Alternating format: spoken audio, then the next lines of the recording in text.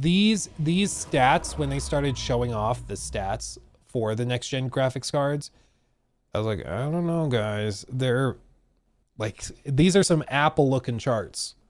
Apple has really, really suspicious, you know, presentations and chart selection. Like this, they show DLSS 4 versus DLSS off in comparison. Full ray tracing, so overdrive everything.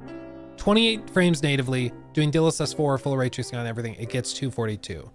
With this, I can appreciate the amazing tech that's going into making this possible, but it's rendering at a significantly lower resolution, and then it's not just upscaling it, it's also inserting multiple frames.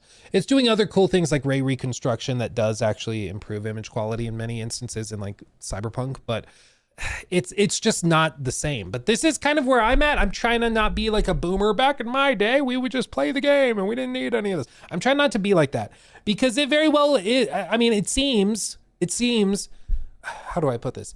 If somebody can't tell the difference without it labeled between a solid frame rate native render versus a good frame rate upscaled render, like at that point, does it really matter? The native rendering is very impressive and takes a lot of horsepower, no doubt. But what NVIDIA realized, and a lot of these other companies realize, is that you have to go up so exponentially in terms of compute power to achieve higher frame rates, just brute forcing it, that it makes sense to start trying to cheat a little bit, especially if people can't tell. And I think what they've realized is that a lot of people can't tell the difference between 1440p upscaled to 4K and native 4K.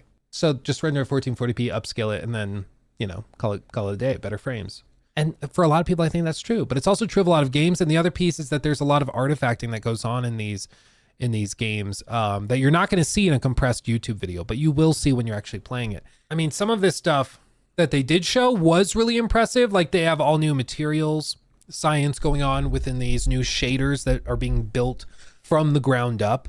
But the vision that they've said is that basically they foresee the future of gaming to be pretty much all tied to AI. Yeah, rendered frame 1.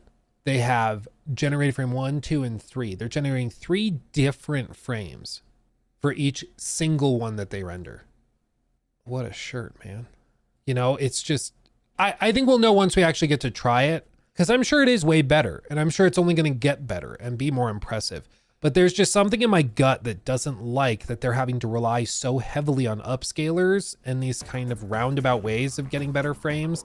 Because it seems like a lot of developers are just using it as a crutch.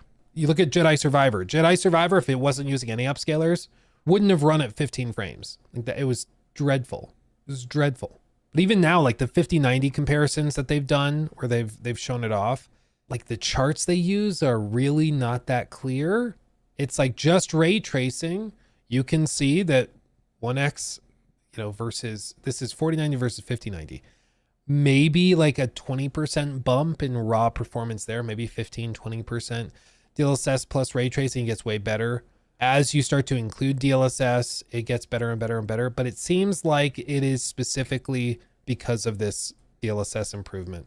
So I don't know. I was really thinking that they revealed the 5090 and I'd be like super giddy for it, but I'm looking at it, I'm like, you know, it really does look like it's just another example of them making a little incremental improvement, and then they're using upscalers, and then they're locking it to certain tiers of hardware so that it looks like you're getting a better value when you're really not.